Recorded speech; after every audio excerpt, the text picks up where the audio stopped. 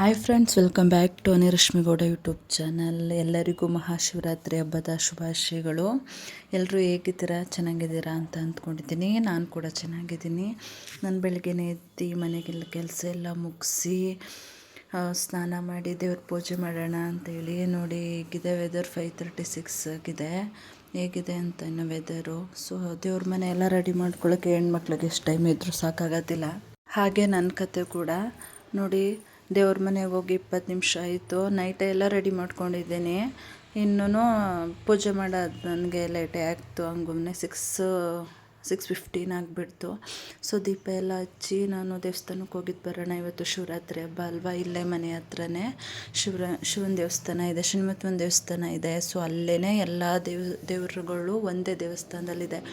So ಹೋಗಿದ್ದು ದರ್ಶನ ಮಾಡ್ಕೊಂಡು ಬರೋಣ ಅಂತೇಳಿ ಮನೇಲಿ ಬೆಳಿಗ್ಗೆ ಎಲ್ಲ ಪೂಜೆ ಎಲ್ಲ ಮುಗಿಸ್ದೆ. ಇನ್ನೂ ಎಲ್ಲ ಮಲಗಿದ್ದಾರೆ. ಬಟ್ ನಾನೇ ಇಷ್ಟು ಬೇಗ ಎದ್ದು ಪೂಜೆ ಎಲ್ಲ ಮಾಡ್ತಾಯಿದ್ದೀನಿ. ಮತ್ತು ದೇವರಿಗೆ ತೆಂಗಿನಕಾಯಲ್ಲಿ ದೀಪ ಹಚ್ಚಿದ್ರೆ ಒಳ್ಳೆಯದು ಅಂತ ಹೇಳಿದ್ರು. ಸೊ ಅದಕ್ಕೆ ಸಪ್ರೇಟು ಒಂದು ಪ್ಲೇಟ್ಗೆ ಸ್ವಲ್ಪ ಅಕ್ಕಿ ಹಾಕ್ಕೊಂಡು ಅದಕ್ಕೆ ಸ್ವಲ್ಪ ಕಾಯಿಗೆ ಅರಿಶಿನ ಕುಂಕುಮ ಎಲ್ಲ ಇಟ್ಟು ಈ ಥರ ಪೂಜೆನ ಮಾಡಿದೆ. ನಮ್ಮ ಮಂಡ್ಯದಲ್ಲಿ ಅಂದರೆ ಹೊಸಳ್ಳಿಲಿ ಯಾವ ಥರ ಶಿವರಾತ್ರಿ ಹಬ್ಬ ಮಾಡ್ತಾರೆ ಅಂತ ಹೇಳ್ಬಿಟ್ಟು ನಾನು ಈ ವಿಡಿಯೋದಲ್ಲಿ ತೋರಿಸ್ತೀನಿ. ಎಲ್ಲ ಊರಲ್ಲೂ ಆಲ್ಮೋಸ್ಟ್ ಒಂದೇ ಥರ ಮಾಡ್ತಾರೆ. ಬಟ್ ನಮ್ಮ ಕಡೆ ಹೇಗೆ ಮಾಡ್ತಾರೆ ಅಂತ ತೋರಿಸ್ತೀನಿ. ಬೆಳಗ್ಗೆಯಿಂದ ಉಪವಾಸ ಇದ್ದು ನೈಟು ಬಾಯಿ ಬೀಗ ಎಲ್ಲ ಚುಚ್ಚಿಸ್ಕೊಂಡು ಇಲ್ಲಿ ದೇವಸ್ಥಾನದ ಹತ್ರ ಬರ್ತಾರೆ. ದೇವಸ್ಥಾನದ ಹತ್ರ ಬಂದು ಬಾಯಿ ಬೀಗ ಎಲ್ಲ ಚುಚ್ಚಿಸ್ಕೊಂಡು ದೇವ್ರದ್ದು ಏನಪ್ಪ ಹಸು ಎಲ್ಲ ಕರೆಸಿದ್ರು. ಸೊ ಆ ಥರ ಪೂಜೆ ಮಾಡಿದ್ರು. ಪೂಜೆ ಎಲ್ಲ ಮಾಡಿ ದೇವ್ರು ಬರುತ್ತೆ ಅಂತೇಳಿ ದೇವರೆಲ್ಲ ಬಂದು ಎಲ್ಲ ಆದಮೇಲೆ ದೇವ್ರೊಂದಷ್ಟು ಹೊತ್ತು ಕುಂಡು ಇದೆಲ್ಲ ಆದಮೇಲೆ ಬಾಯಿ ಬೀಗ ಚುಚ್ಚಿ ಮತ್ತೆ ದೇವಸ್ಥಾನದ ಹತ್ರ ಹೋಗ್ತಾರೆ. ನಾನು ದೇವಸ್ಥಾನಕ್ಕೆ ಹೋಗಿದ್ದೆ ಅಂತ ಹೇಳಿದ್ನಲ್ಲ, ಹೋಗಬೇಕು ಅಂತ ನೋಡಿ ಹೋಗಿದ್ದೆ. ಸೊ ಇನ್ನೂ ದೇವ್ರಿಗೆ ಅಲಂಕಾರ ಮಾಡ್ತಾಯಿದ್ರು. ನಾನು ಮಾರ್ನಿಂಗೇ ಹೊರಟೋದೆ. ಸಂಜೆ ತುಂಬ ರಶ್ ಇರ್ತಾರೆ, ಹೋಗೋಕ್ಕಾಗಲ್ಲ.